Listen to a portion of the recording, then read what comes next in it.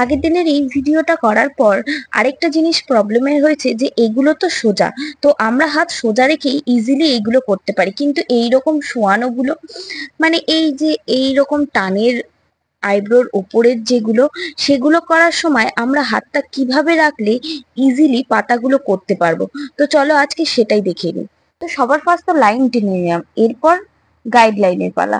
তো পেন্সিল দিয়ে আমরা গাইডলাইন টেনে নিচ্ছি, সোজাভাবে দুদিকেই আমরা টেনে নেব। দেখো এগুলো যেহেতু সোজা ছিল তাই আমরা হাতটা এরকম সোজা রেখেই করতে পারছি, কিন্তু এগুলো যেহেতু শোয়ানো তাই জন্য আমাদের হাতটাও কিন্তু হেলাতে হবে। তাহলে আমরা হাতটা এর দিকে হেলিয়ে ইজিলি কিন্তু এইরকম সাইড দিয়ে দিয়ে কাজগুলো করতে পারি। সেক্ষেত্রে কিন্তু আমাদের আর প্রবলেম হবে না। হাতটা আমরা এইভাবে রেখে করতে পারবো না, এটাই আমাদের প্রবলেম। হাতটাকে এই শোয়ানোগুলো করার সময় হাতটাকেও আমাদের এরকম ভাবে হেলাতে হবে, আর এইভাবে কন্টিনিউ পরপর একদম মেন লাইন থেকে গাইড লাইন পর্যন্ত টানতে হবে।